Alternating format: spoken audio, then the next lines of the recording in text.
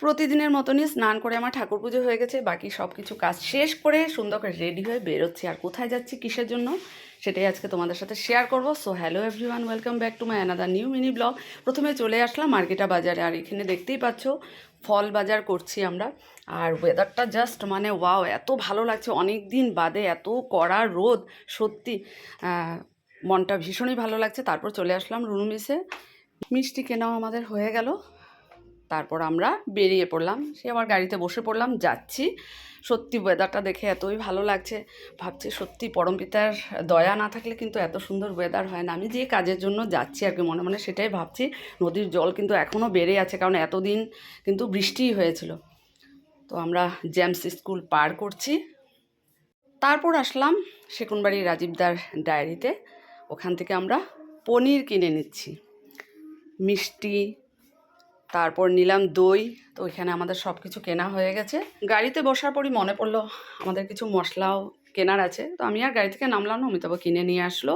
চলে এসেছি আমার শ্বশুরবাড়িতে। হ্যাঁ বন্ধুরা, হবে আজকে নারায়ণ পুজো, যেটা বলেছিল 45 দিনের মধ্যে করতে। তো এদিকে রেশমি জোগাড় করছে, আর চলে এসেছে আমাদের পুরোহিত মানস। আমার ভীষণ ইচ্ছে ছিল যে এই পুজোটা মানসই করবে। টেনশন ছিল আমাদের যে কিভাবে পুজোটা হবে এই বৃষ্টির মধ্যে, কিন্তু সত্যি পরমপিতার দয়া, শাশুড়ি মার আশীর্বাদ, আজকের ওয়েদারটা খুব ভালো। আর এই হলো রেশমি, খুব সুন্দর সত্যি পূজার কাজ আমি করি। আমি এসে আস্তে আস্তে দেরি হয়েছে, তো এই জন্য খুব সুন্দর করে রেডি করেছে, খুব সুন্দর, খুব সুন্দর হয়েছে সত্যি। মানুষও চলে এসেছে, মানুষ চা খাচ্ছে, তারপর এখানে করবে। খুব ভালো লাগছে, তোমাদের কেমন লাগছে জানিও। চলো আবার পরে আসছি, মানুষ পুজোতে বসবে, এক এক করে তোমাদেরকে সব আপডেট দেবো।